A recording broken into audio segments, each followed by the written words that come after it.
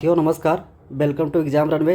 तो दोस्तों, आज हम लोग इस क्लास के माध्यम से पिछले 6 महीनों का करंट अफेयर का मैराथन सीरीज करने जा रहे हैं। देखिए, ये जो करंट अफेयर आपका होगा, ये जुलाई से स्टार्ट होकर के आपको जून मई पीछे करते करते आपको पूरा जनवरी तक कवर किया गया है। आप किसी भी एग्ज़ाम की तैयारी कर रहे हैं, खास करके आने वाला जो बीपीएससी आपका आगामी है, उसके बाद जो दिसंबर में प्रस्तावित एग्ज़ाम यूपीपीसीएस है, या other one day exam SSC bank railway के लिए अति महत्वपूर्ण है।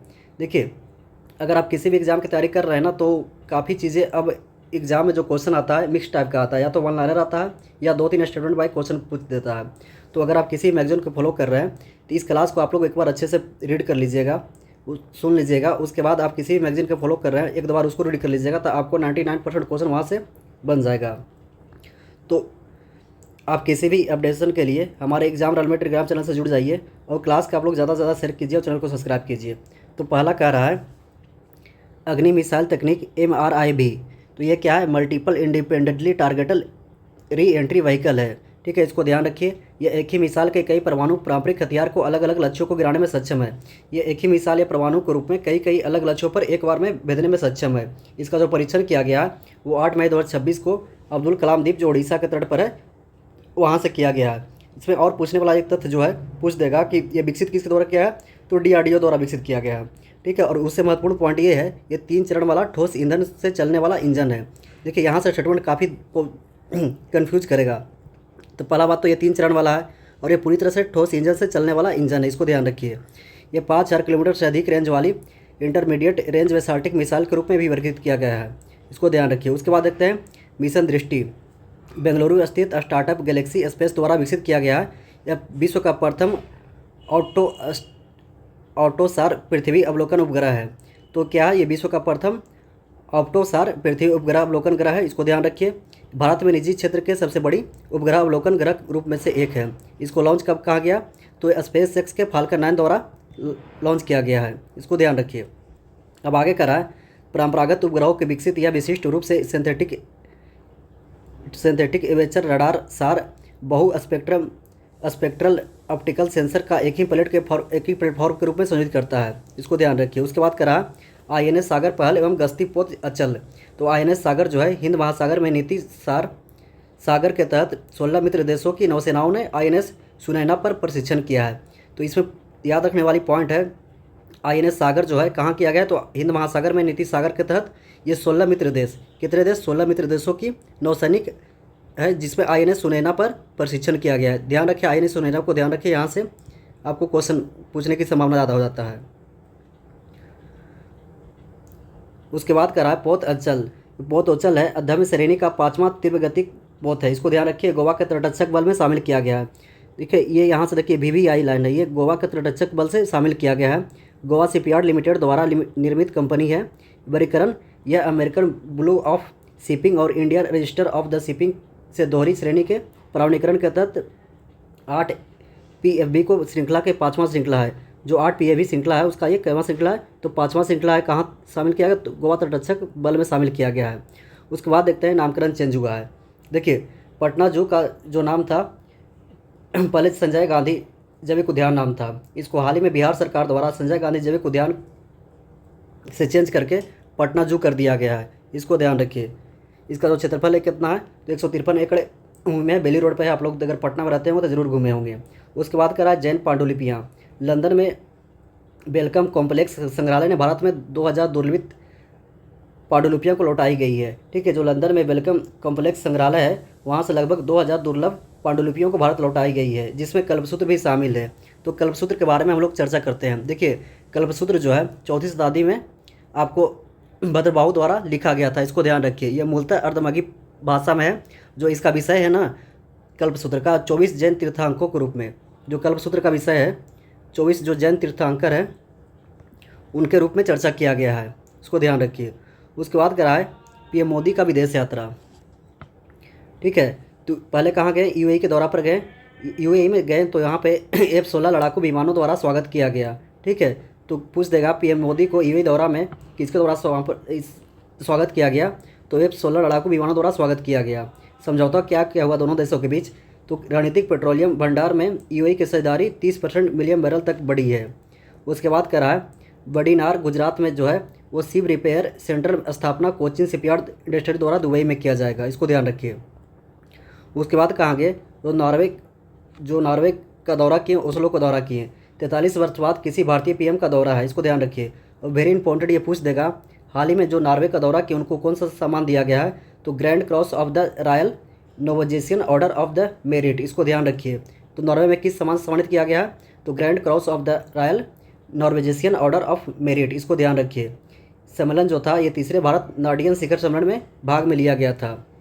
उसके बाद कहाँ गए, इटली का दौरा किए, ठीक है।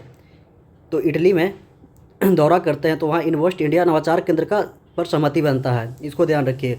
और 2027 में year of the culture and tourism घोषित किया गया, इसको ध्यान रखिए। भारत और इटली के बीच year of the culture and tourism घोषित किया गया। उसके साथ ही जब इटली के दौरा पर गए थे तो यहीं पे FAO यानी संयुक्त राष्ट्र खाद्य कृषि संगठन का मुख्यालय है, और यहीं पे इनको एग्रीकोला मेडल से पीएम को सम्मानित किया गया। तो इसको ध्यान रखिए, पूछ देगा हाल ही में FAO द्वारा एग्रीकोला मेडल से किसे सम्मानित किया गया, तो हमारे देश के प्रधानमंत्री नरेंद्र मोदी को सम्मानित किया गया, इसको ध्यान रखिए। अब FAO के बारे में चर्चा कर लेते हैं। जो इसका महानिदेशक वर्तमान में FAO का है, तो कौन, यहाँ से करंट का क्वेश्चन का पूछा जाता है। तो इसका जो महानिदेशक है वो है क्यू डोंगियू, इसको ध्यान रखिए, इसका महानिदेशक है, ठीक है। और जो FAO का मुख्यालय रोम में है, इसकी स्थापना कब हुआ था, तो FAO का स्थापना हुआ था आपको 16 अक्टूबर 1945 को, ये भी ध्यान रखिएगा। और इसका जो FAO का मुख्य उद्देश्य क्या है, तो दुनिया भर में भूखमरी को मिटाना और पोषण स्तर साधारण को खाद्य सुरक्षा को सुनिश्चित करना। उसके बाद गए स्वीडन का दौरा, ग्रिपेन फाल्टू विमानों का स्वागत किया गया। तो जो स्वीडन में किससे स्वागत किया गया था, तो ग्रिपेन फाल्टू विमानों से स्वागत किया गया। और वहाँ पे क्या सम्मान दिया गया स्वीडन में, तो royal order of the polar star, very important. देखिए अभी तक हम लोग 2 सम्मान देख चुके हैं। नॉर्वे में क्या मिला है, grand cross of the royal Norwegian order of the merit. Norwegian याद रखिए, नोवोजियन आपको हो जाएगा नॉर्वे, और यहाँ पे आपको हो जाएगा स्वीडन पोलर स्टार, इसको ध्यान रखिए। समझौता क्या हुआ है, तो शुक्रयान मिशन 2028 में जो प्रस्तावित है स्वीडन के अंतरिक्ष एजेंसी में शामिल है, इसको ध्यान रखिए।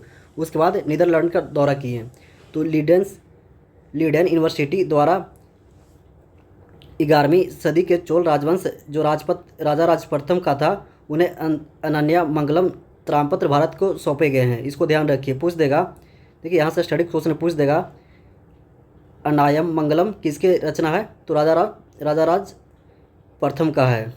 उसके बाद देखते हैं ब्रिक्स देश के बारे में। देखिए ब्रिक्स के भारत के भी अध्यक्षता कर रहा है, तो ब्रिक्स के से यहाँ क्वेश्चन पूछने की संभावना काफ़ी ज़्यादा बढ़ जाता है, तो ब्रिक्स के अच्छे से तैयार करके जाइएगा। देखिए हाल ही में विदेश मंत्रियों की बैठक 14 से 15 मई कहाँ हुआ, तो नई दिल्ली में होगा। अध्यक्षता किसने किए, तो एस जयशंकर जो हमारे देश के वर्तमान में विदेश मंत्री हैं। न्याय मंत्रियों की बैठक कहाँ हुआ, तो आपको हुआ है 11 से 22 मई गुजरात में। तो न्याय मंत्री का बैठक कहाँ हुआ, गुजरात में, और विदेश मंत्रियों का बैठक कहाँ हुआ, तो आपको दिल्ली में हुआ। 58वां शिखर सम्मेलन जो 12 से 13 सितंबर 2026 को न्यू दिल्ली में प्रस्तावित है, इसको ध्यान रखिएगा। और इसका थीम वेरी इंपॉर्टेंट है, ये थीम पूछ सकता है। तो इसका थीम क्या है, तो लचीलापन, नवाचार, सहयोग और अस्थिरता के लिए निर्माण करना, वेरी इंपॉर्टेंट। लचीलापन, नवाचार, सहयोग और अस्थिरता के निर्माण करना, इसको ध्यान रखिएगा। उसके बाद देख लेते हैं ब्रिक्स में कितने सदस्य देश हैं, तो 11 सदस्य देश हैं, इसको भी ध्यान रखना है। ये वैश्विक आबादी का लगभग 49% और वैश्विक GDP का 39% है, और वैश्विक जो व्यापार में उसमें 26% का योगदान देता है। तो यहाँ से स्टेटमेंट पूछने की संभावना काफ़ी ज़्यादा है। जब देखिए आपको G20 का जब भारत अध्यक्षता कर रहा था, तो उस बार BPSC पूछ दिया था, यहीं से क्वेश्चन दिया था उसने, वैश्विक आबादी का कितना प्रोड्यूस करता है, GDP कितना प्रोड्यूस करता है। तो इसको ध्यान रखिए, यहाँ से क्वेश्चन पूछने की संभावना ज़्यादा है। तो वैश्विक आबादी का 49% ब्रिक्स देश करते हैं, और GDP का 39%, और वैश्विक भागीदारी व्यापार का कहेगा तो 26%। देखते हैं, देखिए जो ब्रिक्स शब्द जो होता है ना, 2001 में इसको गोल्डमैन सैक्स द्वारा दिया गया था, ठीक है, इसको ध्यान रखिए। उन्होंने पहले सैक्स के जो अर्थशास्त्री जिम ओनील थे, उन्होंने ब्रिक्स शब्द को गढ़ा था। गोल्डन सैक्स के जो अर्थशास्त्री थे जिम ओनील, उन्होंने पहले ब्रिक्स शब्द को गढ़ा था। और इसका प्रथम शिखर सम्मेलन जो था 2009 में हुआ था, उसको भी ध्यान रखिए। 2009 में कहाँ हुआ था, तो इसका प्रथम सम्मेलन ये पूछा जाता है काफ़ी ज़्यादा, ये रूस में हुआ था, इसको ध्यान रखिए।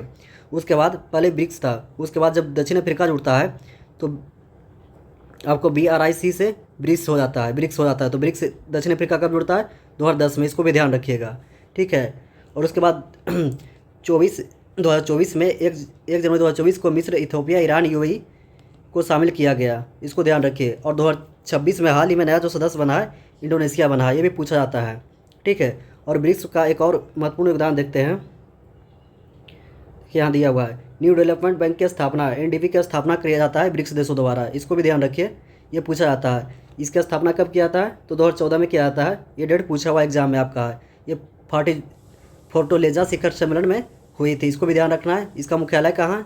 तो चीन के संघाई में है, ये भी ध्यान रखना है, ठीक है।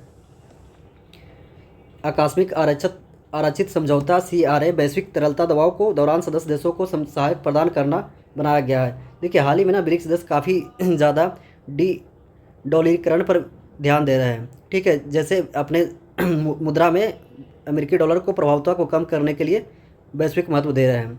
उसके बाद देखते हैं निकोलस क्रिस्टोडोलाइड्स, ये साइप्रस के राष्ट्रपति हैं, ठीक है। तो पूछ देगा हाल ही में साइप्रस के राष्ट्रपति कौन है जिन्होंने भारत का दौरा किया है? तो निकोस क्रिस्टोडोलाइड्स है, इसको ध्यान रखिए। संबंधों को राजनीतिक साझेदारी को दर्जा, मुंबई में व्यापार केंद्र को घोषणा किया गया, ठीक है। यह टर्की के काउंटर करने के लिए कूटनीतिक महत्व है। देखिए देखे होंगे साइप्रस और तुर्की के बीच हमेशा तनाव का बिंदु देखा जाता है। और हाल ही में जब भारत ऑपरेशन पाकिस्तान के साथ भारत का विवाद चल रहा था, तो तुर्की ने खुले रूप से आपको पाकिस्तान का सहयोग किया था। इसी को काउंटर करने के लिए भारत के प्रधानमंत्री का साइप्रस का दौरा होता है। और उसके बाद निकोलस क्रिस्टोडाल्स तोजे, वो जो रूस का ये आपका साइप्रस का राष्ट्रपति, उन्होंने भारत का भी दौरा किया। उसके बाद करा है तो लाम, वियतनाम के राष्ट्रपति, जो बोध गया की यात्रा पर प्रारंभ किए। वेरी इंपॉर्टेंट पूछ देगा यहाँ से। देखिए बिहार स्पेशल का क्वेश्चन यहाँ से बन जाता है, बीपीएससी यहाँ पूछ के समझा जाता है। तो लाम जो है वियतनाम के राष्ट्रपति हैं, बोध गया की यात्रा किए हैं। ये हिंद प्रशांत महासागर का पहल IPOI में वियतनाम के शामिल होने की घोषणा की है। वेरी इंपॉर्टेंट पूछ देगा हाल ही में कौन सा देश IPOI में शामिल होने की घोषणा की है? तो वियतनाम किया है। उसके बाद कह रहा है स्वास्थ्य आपातकाल का प्रभाव संकट, कांगो और युगांडा में इबोला के बढ़ते प्रकोप के कारण WHO द्वारा सार्वजनिक स्वास्थ्य आपातकाल घोषित किया गया।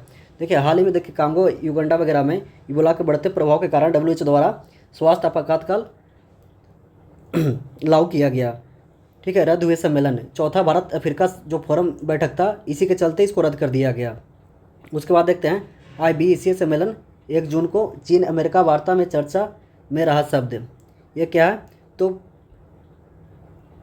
पेलिसिटीडाइटस ट्रैप्स, इसको ध्यान रखिए। थियोलिसिटीडाइटस थ्रेस्ट और पेलोपोलोनासियन युद्ध में से प्रेरित है, इसको ध्यान रखिए, आप लोग पढ़ लीजिएगा। उसके बाद करा है आंध्र प्रदेश जनसंख्या नीति। देखिए हाल ही में ना भारत का जो जनसंख्या दर है वो काफ़ी ज़्यादा तीव्र रूप से घटता हुआ प्रतीत हो रहा है। तो इसी जनसंख्या दर के रूप में घटते रूप में आपको आंध्र प्रदेश सरकार द्वारा जनसंख्या नीति लाया गया है। ये दक्षिण भारत के गिरती जनसंख्या जन्म दरों को नियंत्रित करना है। इसके तहत आंध्र प्रदेश सरकार द्वारा तीसरे बच्चे को जन्म पर 30,000 और चौथे बच्चे के जन्म पर 40,000 रुपया देने की घोषणा की है। उसके बाद देखते हैं असम UCC विधेयक लाने वाला चौथा देश बन गया है। तो संवैधानिक प्रावधान कहाँ है? तो DPSP आर्टिकल 44 के अंतर्गत प्रावधान किया गया है। भारत का तीसरा राज्य बना, स्वतंत्र भारत का तीसरा राज्य बना। उत्तराखंड, गुजरात, असम तीसरा राज्य बना। गोवा स्वतंत्रता से पूर्व UGC लागू करने वाला आपको पहला देश है। उसके बाद देखते हैं NHRC, इसको ध्यान रखिए, यहाँ से क्वेश्चन काफ़ी ज़्यादा पूछा जाता है। NHRC पर हाईकोर्ट का निर्णय, पंजाब एवं हरियाणा सरकार द्वारा विवाद में हाईकोर्ट ने कहा है कि NHRC एक सिफारिश संस्था है और इसके निर्णय न्यायालय के लिए बाध्यकारी नहीं है। देखिए NHRC जो भी रिपोर्ट देती है ना, ये सिर्फ सिफारिश करती है, ये बाध्यकारी निर्णय लागू नहीं कर सकती है कि जो मैं सिफारिश दिया हूँ उसको लागू करने के लिए सरकार बाध्य नहीं है। इसका गठन कब हुआ था? तो 1993 में हुआ था। ये स्टेटरी बॉडी है, यानी सांविधिक आयोग है। इसका मुख्यालय कहाँ है? तो नई दिल्ली में है। एक अध्यक्ष और 5 पूर्णकालिक सदस्य होते हैं जिनका कार्यकाल 3 वर्ष या 70 वर्ष की आयु में होता है। जो इसका सीमा है 1 वर्ष से ज़्यादा पहले की घटनाओं को संज्ञान नहीं ले सकता है। देखिए NRC से जो भी घटना घटित होता है उसी को संज्ञान ले सकता है जो 1 वर्ष के अंदर घटित हुआ हो। 1 वर्ष से पूर्व हो गया तो उस पर संज्ञान नहीं ले सकता। यहाँ VVI क्वेश्चन यहाँ से पूछ देता है, UPSC खास करके इस टाइप का क्वेश्चन पूछता है। नियुक्ति राष्ट्रपति PM की अध्यक्षता में 6 सदस्यीय समिति द्वारा किया जाता है, तो ध्यान रखिए। उसके बाद करा है सुप्रीम कोर्ट में न्यायाधीशों की संख्या में वृद्धि। वर्तमान में 38 सुप्रीम कोर्ट के न्यायाधीश बन गए, 1 मुख्य न्यायाधीश और 37 अन्य न्यायाधीश होते हैं। पूर्व में यह 34 था, ठीक है। संवैधानिक आधार अनुच्छेद 124 के तहत, इसको ध्यान रखिए, संशोधन सुप्रीम कोर्ट एक्ट 1956 में राष्ट्रपति अध्यादेश के तहत 17 मई 2026 के द्वारा लागू किया गया। अब देखते हैं सुप्रीम कोर्ट की विशेषता, ये अंतिम अपीलीय न्यायालय है, न्यायिक समीक्षा करता है, मौलिक अधिकार का संरक्षण करता है और मौलिक अधिकार के मूल अधिकार के क्षेत्र में इसको शामिल किया गया है।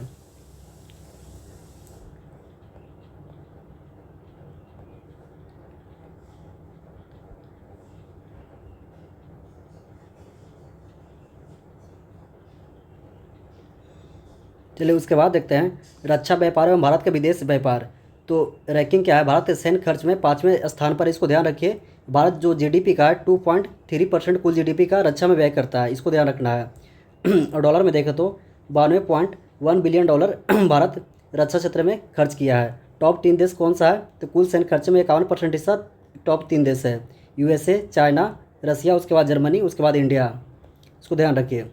उसके बाद करा व्यापार, चाइना के साथ व्यापार घाटा 112.6 अरब डॉलर है। अमेरिका के साथ देखें तो ट्रेड्स प्लस में हम लोग हैं, यहाँ 34 बिलियन आपको भारत का व्यापार प्लस में देखा जाता है। उसके बाद देखते हैं ओपेक, काफ़ी ज़्यादा अभी ओपेक चर्चा में रहा है। इस जो 1 मई 2026 को था, यूएई ने इस संगठन से बाहर होने का घोषणा किया है। देखिए ओपेक क्या है ना, विभिन्न देशों का पेट्रोलियम संगठन संस्था है, ठीक है। उससे यूएई द्वारा हाल ही में बाहर निकलने की घोषणा किया गया है। पूर्व में अंगोला भी बाहर निकल चुका है। उसके बाद देखते हैं एफटीए, अप्रैल 2026 में न्यूजीलैंड के साथ एफटीए भारत की ओर से पूर्व महिला टीम द्वारा वार्ता किया गया। उसके बाद आगे कह रहा है कृषि उत्पादन अग्रिम अनुमान वर्ष खरीफ अनुमान एवं खरीफ फसल एमएसपी 2025-26 में किस किस फसल को कितना एमएसपी दिया गया है, इसको ध्यान रखिए। कुल खाद्यान्न उत्पादन अग्रिम अनुमान कितना है, तो 176.56 मीट्रिक मिलियन टन है, इसको ध्यान रखिए। चावल में 134 और गेहूँ में 120, इसको ध्यान रखना है। एमएसपी खरीद सर्वाधिक वृद्धि सूरजमुखी पर किया गया है, ठीक है, 662 रुपये। न्यूनतम वृद्धि मक्का पर किया गया है। एमएसपी धान पर हो गया 72 रुपया प्लस किया गया है। और गन्ने पर एफआरपी दिया जाता है, गन्ने पर एफआरपी दिया जाता है, इसको ध्यान रखिए। तो ये किया गया 365 प्रति क्विंटल। उसके बाद देखते हैं विभिन्न फसलों में उत्पादन। देखिए गेहूं में कौन टॉप है, इसको ध्यान रखिए। लिस्टेड डेटा है, ये आपको एग्जाम में यहाँ से काफ़ी ज़्यादा क्वेश्चन पूछा जाता है। तो गेहूं में कौन है, तो आपका यूपी है, उसके बाद सेकंड पर एमपी है और थर्ड पे पंजाब है। चावल में कौन है, तो आपका यूपी है, सेकंड पे तेलंगाना है और थर्ड पे पश्चिम बंगाल है। दाल में कौन है, एमपी है, सेकंड पे महाराष्ट्र है, थर्ड पे राजस्थान है। मूंगफली में देखें तो गुजरात टॉप पे है, उसके बाद सेकंड पे राजस्थान है, थर्ड पे एमपी है। उसके बाद कुल खाद्यान्न में देखें तो यूपी टॉप पे है, एमपी सेकंड पे है, उसके बाद पंजाब थर्ड पे है।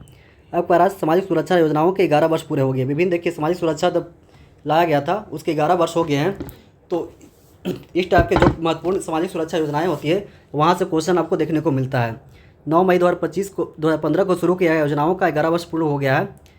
पीएम जीवन ज्योति बीमा योजना, ठीक है, इसका क्या क्या प्रावधान था, तो इसके तहत 18 से 50 वर्ष के गैर आयकर दाता जो हैं प्रीमियम 436 रुपये सालाना जमा करना था। लाभ क्या होगा, मृत्यु होने पर नॉमिनी को 2 लाख रुपये का जीवन बीमा कवर किया जाएगा।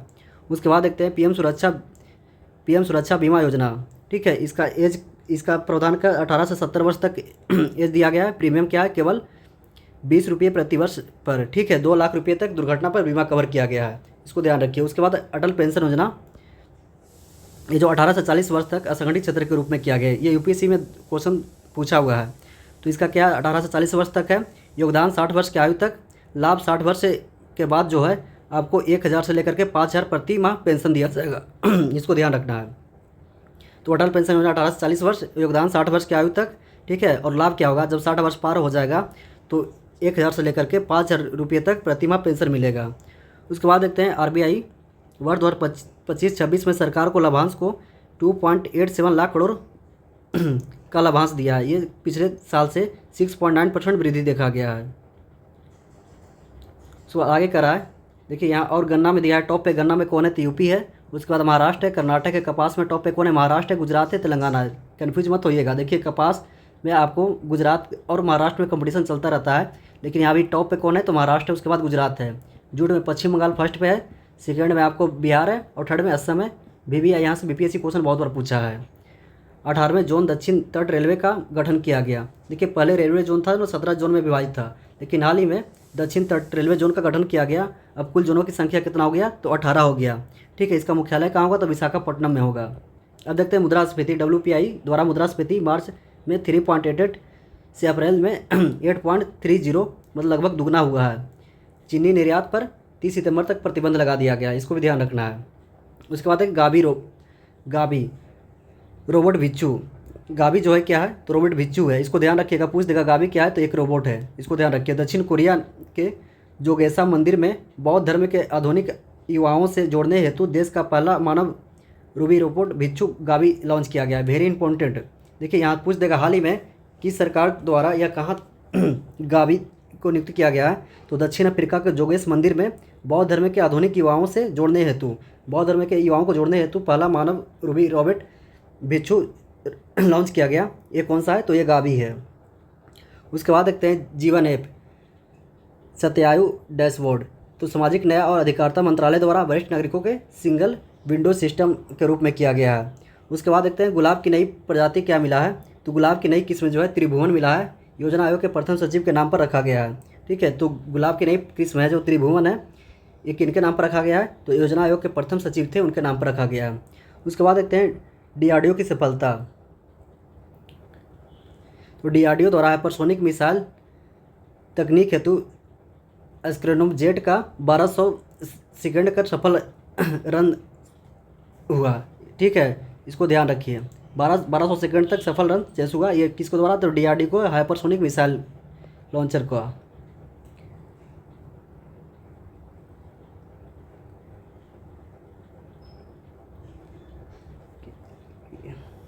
चलिए उसके बाद देखते हैं, देखिए कुछ चीज़ें जहाँ पे नहीं क्लियरिटी होती है, एक बार आप लोग कमेंट सेक्शन चेक कर लिया कीजिएगा, वहाँ पे चीज़ें अपडेट मैं कर देता हूँ। उसके बाद देखते हैं एआई पोर्टफोलियो, केरल मंत्रिमंडल स्तर पर समर्पित एआई पोर्टफोलियो बनाने वाला भारत का पहला राज्य बन गया। वीवीआई पूछ देगा हाल ही में किस सरकार द्वारा, किस राज्य द्वारा एआई पोर्टफोलियो का गठन एआई पोर्टफोलियो बनाने वाला भारत का पहला राज्य कौन सा बन गया है, तो ये आपका बन गया है केरल, इसको ध्यान रखिए। उद्योग एवं वाणिज्य विभाग के तहत किया गया है। भारत का पहला जर्मेनियम मुक्त पोलैंड, इसको भी ध्यान रखना है। यान स्पेस लैब्स द्वारा ड्रोन के लिए विकसित किया गया है, रक्षा आत्मनिर्भरता हेतु। उसके बाद देखते हैं शुक्रयान मिशन लॉन्च मार्च 2028 में किया जाएगा। रॉकेट LV-M3 द्वारा, बजट कितना है, तो 1236 करोड़ बजट किया का अनुमान है। ठीक है, इसको ध्यान रखना। हालांकि जो अंतरिक्ष के आगामी मिशन हम एक वीडियो डाले हैं उसको अच्छे से देख लीजिएगा। तो भारत के अंतरिक्ष जितना भी पिछले 1-2 साल में अंतरिक्ष अभियान रहा है, ये आने वाला आगामी लक्ष्य उसके बारे में अच्छे से चर्चा की है।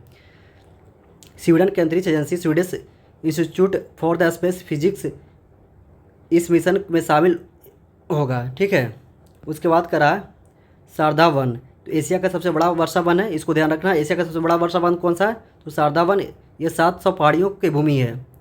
ठीक है, ये कहाँ पड़ता है, तो झारखंड साल वृक्षों को आच्छादित क्षेत्र है, चर्चा में क्यों रहा।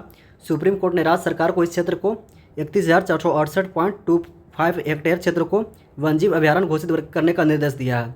ठीक है, तो हाल ही में पूछ देगा शारदा वन चर्चा में रहा कहाँ है, तो झारखंड में है, इसको ध्यान रखना है। ड्यू टू लॉ अयस्क खनन से गंभीर पारिस्थितिकी तंत्र, देखिए ये जो शारदा वन है ना, आप झारखंड के क्षेत्र में सिवभूम के क्षेत्र में देखिएगा तो यहाँ पे लॉ अयस्क की मात्रा काफ़ी ज़्यादा पाया जाता है। ठीक है, तो इसी के तहत ये जो वन क्षेत्र था काफ़ी ज़्यादा इसको ह्रास देखने को मिला। तो हाल ही में सुप्रीम कोर्ट द्वारा आदेश दिया गया कि इसे वन जीव अभ्यारण्य घोषित करके सुरक्षा प्रदान किया जाए। उसके बाद आगे करा है COP31, जो COP31 है 2026 में कहाँ आयोजन किया जाएगा, तो तुर्की के अंतोलिया शहर में आयोजित किया जाएगा, इसको ध्यान रखना है। आप लोग बताइए COP30 कहाँ आयोजन किया गया है, तो COP30 के बारे में थोड़ा सा देख लेते हैं हम लोग। COP30 से भी क्वेश्चन पूछने की संभावना काफ़ी ज़्यादा है। तो COP31 कहाँ होगा, तो तुर्की के अंतोलिया में होगा। ठीक है, और हम लोग देख रहे हैं COP30, तो COP31 आपको जो हुआ था नवंबर 2025 में ब्राज़ील के बेमेल में आयोजित किया गया था। ठीक है, तो जो COP30 हुआ था वो कहाँ हुआ था, ब्राज़ील के बेमेल में। बेमेल है, तो पूछ लेता है बेमेल घोषणा पत्र क्या है, तो COP30 से संबंधित है। ठीक है, जो इसका थीम था वो क्या था, 1 CPO और कार्डोमाई CPO, इसको ध्यान रखना है। और इसके तहत फॉरेस्ट ट्रॉपिकल एरवेस्ट फैसिलिटी के तहत $125 बिलियन जुटाने का भी लक्ष्य रखा गया था, ये भी ध्यान रखना है। उसके बाद देखते हैं जलवायु कार्य योजना, ग्राम स्तर पर कार्य योजना लागू करने वाला पहला राज्य कौन सा है, तो कर्नाटक है। इसको वेरी इंपॉर्टेंट, इसको याद रखिए, यहाँ से क्वेश्चन पूछ देगा। हाल ही में जलवायु कार्य योजना के तहत ग्राम स्तर पर कार्य योजनाओं को लागू करने वाला पहला राज्य कौन सा है, तो कर्नाटक है। कीवी मिशन, ये पूर्वोत्तर विकास मंत्री द्वारा लॉन्च किया गया अरुणाचल प्रदेश में। उसके बाद कराएं नई छिपकली प्रजाति बिहार के कैमूर वन्यजीव अभयारण्य में खोजी गई है। वेरी इंपॉर्टेंट, ये बीपीएससी के लिए बहुत इंपॉर्टेंट आता है। तो नई छिपकली का जो प्रजाति है कहाँ खोजा गया है, तो बिहार के कैमूर वन्यजीव अभयारण्य में खोजा गया है। जेडएसआई की प्रथम महिला निदेशक धृति बनर्जी के नाम पर नाम रखा गया है, यूलेफेरिस झुमा, इसको ध्यान रखिए। तो इसका नाम क्या है, यूलेफेरिस झुमा। उसके बाद करा है गंगा सॉफ्ट सेल कछुआ असम के काजीरंगा में पहला कछुआ छोड़ा गया, इसको ध्यान रखना है। तो पूछ देगा हाल ही में गंगा सॉफ्ट सेल कछुआ कहाँ छोड़ा गया, तो असम के काजीरंगा में पहला सैटेलाइट टारगेटेड कछुआ छोड़ा गया।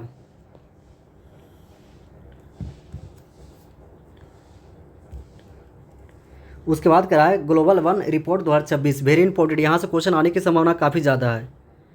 देखिए ग्लोबल वन रिपोर्ट 2026 के तहत किसके द्वारा जारी किया जाता है, तो यूएन द्वारा जारी किया जाता है। इसको ध्यान रखिए 2015 से लेकर 2025 के बीच वैश्विक वन क्षेत्र में 4.8 अरब हेक्टेयर से घटकर 4.14 अरब हेक्टेयर हो गया है। तो पहले तो स्टेटमेंट में पूछ देगा ग्लोबल 2026 के अनुसार निम्नलिखित कथनों पर विचार कीजिए, ठीक है। तो हाल ही में 2015 से 25 तक वन क्षेत्र में वृद्धि देखा गया है, तो नहीं, गलत हो जाएगा। तो वन क्षेत्र में कमी देखा गया है, ठीक है, इसको ध्यान रखिए। सर्वाधिक गिरावट कहाँ हुआ है, तो दक्षिण अफ्रीका में सर्वाधिक गिरावट देखने को मिला है। अगर भारत के बारे में चर्चा करें तो भारत की वैश्विक रैंकिंग में सकारात्मक पक्ष देखने को मिला है, ठीक है। वन क्षेत्र के बढ़ाने में, अगर वन क्षेत्र बढ़ाने में पूछ देगा भारत का कौन सा स्थान है, तो दुनिया में भारत का 3rd स्थान है, इसको ध्यान रखिए, ठीक है। इस वन क्षेत्र के बढ़ाने में भारत दुनिया के 3रे स्थान पर बना हुआ है। भारत हर साल औसतन लगभग 2,66,000 हेक्टेयर वन क्षेत्र जोड़ रहा है, इसको ध्यान रखना है। और कुल वन क्षेत्र में भारत का कौन सा स्थान है, वैश्विक स्थान, तो 9वां है, ये भी ध्यान रखना है। अगर पूछ देगा शीर्ष कार्बन सिंक में दुनिया में कौन सा भारत का स्थान है, तो भारत जो शीर्ष कार्बन सिंक में है, ये दुनिया में शीर्ष 5 देशों में कार्बन सिंक में स्थित है। भारत लगभग प्रति वर्ष जंगल में 150 मिलियन टन कार्बन डाइऑक्साइड को सोखता है, इसको ध्यान रखना है। उसके बाद देखते हैं नीति आयोग के पूर्णकालिक सदस्य। पहले देखिए मई का करंट अफेयर देखे तो उसमें देखे थे नीति आयोग के 5 सदस्य थे, अभी वर्तमान में 7 हो गए हैं। तो नए सदस्य कौन जुड़े हैं, तो आर बालासुब्रमण्यम और जोरम अन्याना, इसको ध्यान रखना है। ये योजना आयोग के स्थान पर 2015 में स्थापित किया गया था। यह सहकारी संघवाद की स्थापना पर जोर देता है। नीति आयोग अटल इनोवेशन मिशन इसके नीति आयोग का मिशन है। उसके बाद कह रहे हैं संसदीय समितियों को पुनः निर्वाचित अध्यक्ष। तो लोक लेखा समिति में कितना होता है, 22 सदस्य होते हैं, 15 आपको लोकसभा से होते हैं और 7 राज्यसभा से होते हैं, याद रखिए। तो हाल ही में संसदीय समिति के निर्वाचित कौन हुए हैं, तो के वेणुगोपाल राव हुए हैं, इनको ध्यान रखना है। और प्राक्कलन समिति देखें तो 30 सदस्य होते हैं, इसका जो कौन है, तो संजय जायसवाल है, वेरी इंपॉर्टेंट, इसको ध्यान रखिए। ये सबसे बड़ी समिति प्राक्कलन समिति होती है। उसके बाद लोक उपक्रम समिति जो है, इसका निर्वाचित कौन हुए हैं, तो वंजयत पांडा, इसको भी ध्यान रखना है। अब देखते हैं संस्था एवं पद और नियुक्ति। तो नॉस्कॉम के चेयरमैन कौन बना है, तो श्रीकांत वेलमा काकनी। तो पूछ देगा हाल ही में नॉस्कॉम के चेयरमैन कौन बना है, तो श्रीकांत वेलाम काकनी नॉस्कॉम के चेयरमैन बने हैं। उसके बाद प्रसार भारती के chairman Prasoon Joshi, very important, ये पूछा हुआ क्वेश्चन हुआ है। उसके बाद सेंसर बोर्ड का अध्यक्ष कौन बने हैं, शशि शेखर वेम्पति। उसके बाद नौसेना प्रमुख एडमिरल कृष्ण स्वामीनाथन, इसको ध्यान रखिए, यहाँ से क्वेश्चन पूछने की ज़्यादा संभावना है। नौसेना के प्रमुख कौन है, तो एडमिरल कृष्णन स्वामीनाथन। उसके बाद चीफ ऑफ डिफेंस सीडीएस कौन बना है, तो एनएस राजा सुब्रमण्यम, ये भी आपका काफ़ी इंपॉर्टेंट है। उसके बाद देखते हैं भारतीय उद्योग परिसंघ के कौन बने हैं, तो आर मुकुंदन। युगांडा के राष्ट्रपति कौन बने हैं, तो यावेरी मुसुकैवी। उसके बाद बांग्लादेश के उच्चायुक्त कौन बने हैं, तो दिनेश त्रिवेदी, ये भी ध्यान रखना है। उसके बाद देखते हैं बुक एवं राइटर। तो घोस्ट आई किसका, इसके लेखक कौन है, तो अमिताभ घोष, घोस्ट आई अमिताभ घोष। उसके बाद for startup of the destiny, तो इसका जो लेखक कौन है, तो जनरल मनोज मुकुंद रणवे हैं। उसके बाद अपनापन, तो अपनापन किसका लेख है, तो शिवराज सिंह चौहान के है। देखिए नरेंद्र मोदी संग मेरे अनुभव के बारे में अपनापन लिखे हैं, इनका राइटर कौन है, तो शिवराज सिंह चौहान, जो भी भारतीय कृषि मंत्री हैं। उसके बाद करा इंटरनेशनल बुकर पुरस्कार 2026, तो यांग च्वांग ली ताइवानी लेखिका बनी है, ताइवान के ट्रेवलॉन्ग के नाम से भी जाना जाता है, नोबेल है। अंग्रेजी अनुवाद लिंग किंग द्वारा किया गया है। नोट, यह पुरस्कार प्रतिवर्ष किसी भी भाषा में लिखी गई और अंग्रेजी में अनुवादित होकर यूके या आयरलैंड के प्रकाशित हुई सर्वश्रेष्ठ फिक्शन पुरस्कार दिया जाता है। उसके बाद करा है UN military gender advocate of the year तो UN military gender advocate of the year 2025 major Abhilasha Barak को दिया गया है, इसको ध्यान रखना है। कौन है? तो मेजर अभिलाषा बराक है। पहली बार लड़ाकू हेलीकॉप्टर पायलट पर पाने वाली तीसरी भारतीय है। देखिए अभी हाल ही में यूरोटेरिया का जो टेस्ट सीरीज चल रहा है इसमें क्वेश्चन पूछा हुआ था, ठीक है, इसको ध्यान रखना है। तो पहली महिला लड़ाकू हेलीकॉप्टर पायलट पाने वाली है, तीसरी भारतीय है। उसके बाद कह रहा है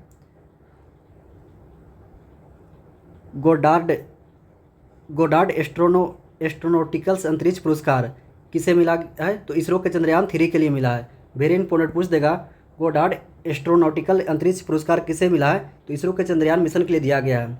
देखिए ये आप लोग मैराथन देख लीजिएगा। उसके बाद अगर किसी भी आप एग्ज़ाम की तैयारी कर रहे हैं तो एक किसी भी मैगजीन को फॉलो कीजिएगा, तो वहाँ से आपको पढ़ने में आसानी होगा और चीज़ें रिकॉल होगी, ठीक है। आप लोग 1-2 बार क्लास को देख लीजिएगा और किसी भी संबंधित पीडीएफ के लिए हमारे टेलीग्राम चैनल एग्ज़ाम रनवे पे वहाँ पे दिया जाता है, तो वहाँ आप लोग टेलीग्राम चैनल ज्वाइन कर लीजिएगा, क्योंकि आपको वीडियो में आपको लिंक मिल जाएगा। उसके बाद करा पुलिसजन पुरस्कार 2026 किसे दिया गया है? भारतीय खोजी पत्रकार आनंद आर.के. और सुपर्णा शर्मा को दिया गया है, ठीक है। उसके बाद करा यूएस में पत्रकारिता, साहित्य, संगीत रचना और नाटक के क्षेत्र में असाधारण योगदान हेतु दिया गया है।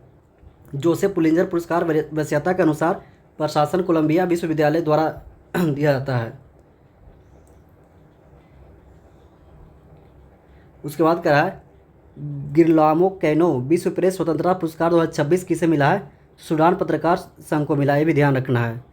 उसके बाद आगे करा है राष्ट्रीय फेलोशिप नाइटिंगेल पुरस्कार 2026 किसे दिया गया है? तो 15 नर्सिंग पेशेवरों को दिया गया है, इसको ध्यान रखना है। स्वास्थ्य एवं परिवार कल्याण मंत्रालय द्वारा 1973 में स्थापित किया गया था। प्रत्येक पुरस्कार विजेता को एक प्रमाण पत्र, पदक और 1 लाख रुपया नकद दिया जाता है, ठीक है। तो राष्ट्रीय फ्लोरेंसिप नाइटिंगेल पुरस्कार किसे दिया गया? तो 15 नर्सिंग पेशेवरों को दिया गया, ये भी ध्यान रखना है। बैडमिंटन जो तो थॉमस कप होता है वो कौन जीता है? तो डेनमार्क में आयोजित किया गया है। तो थॉमस कप बैडमिंटन का जो है कौन सा जीता है? तो चीन जीता है 12वीं बार, ठीक है। विजेता कौन रहा है? फ्रांस रहा है। तो बैडमिंटन के थॉमस का काफ़ी प्रसिद्ध है। तो बैडमिंटन में थॉमस कप पुरुष में कौन जीता है? चीन जीता है, ठीक है, ये 12वीं बार जीता है, याद रखिए। उबेर कप की बात करें तो विजेता इसका कौन है? तो दक्षिण कोरिया है। उसके बाद देखते हैं टेनिस व अन्य खेल में। तो मैड्रिड ओपन 2026 पुरुष विजेता कौन है? यानिक सिनर है, ठीक है। और महिला विजेता कौन है? मार्टो कोस्तेयुक है, इसको ध्यान रखिए। तो हाल ही में टेनिस का जो मैड्रिड ओपन 2026 होता है इसमें पुरुष विजेता है यानिक सिनर और महिला विजेता है मार्टो कोस्तेयुक। उसके बाद यानिक जो है ये 100-1000 में लगातार 5वां खिताब जीते हैं, 1000 लेवल है।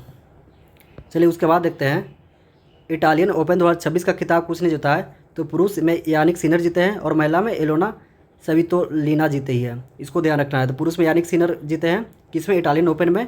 और हम लोग मैड्रिड में बचे तो यानिक सिनर ये भी जीते हैं। तो मैड्रिड ओपन बात करें चाहे इटालियन ओपन, दोनों में पुरुष विजेता कौन है? यानिक सिनर है। और यहाँ देखिए खाली चेंज हो गया है, महिला में यहाँ कौन है? एलोना सवितोलिना, इसको ध्यान रखिए। ला लीगा फुटबॉल का विजेता कौन है? तो बार्सिलोना, यहाँ से भी क्वेश्चन पूछा जाता है, ठीक है। उसके बाद करा माउंट एवरेस्ट रिकॉर्ड कामी रीता शेरपा जो 32वीं बार चढ़ाई कर अपना ही रिकॉर्ड तोड़ दी है, ठीक है, इसको ध्यान रखिएगा। उसके बाद कोच की नियुक्ति सारा टेलर जो है इंग्लैंड के पुरुष टेस्ट टीम का महिला क्रिकेटर है, ये फील्डिंग कोच बनी है, तो इसको ध्यान रखना है। फ्रेडरिक लोएस भारतीय जूनियर हॉकी टीम के कोच बनी है, वेरी इंपॉर्टेंट, यहाँ से क्वेश्चन इस टाइप का पूछा जाता है। खास करके हॉकी में जो भी नियुक्ति होती है या आपको क्रिकेट, हॉकी से और बैडमिंटन से आपको खेल जगत में क्वेश्चन देखने को मिलता है। तो फ्रेडरिक सोलेज जो है भारतीय जूनियर हॉकी टीम के कोच चुने गए हैं। उसके बाद देखते हैं दिवस 1 मई महाराष्ट्र गुजरात दिवस मनाया गया है और श्रमिक दिवस भी मनाया गया है। देखिए 1 मई को ही महाराष्ट्र गुजरात से अलग किया गया था।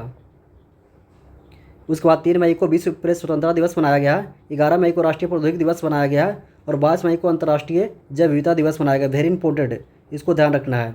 उसके बाद देखते हैं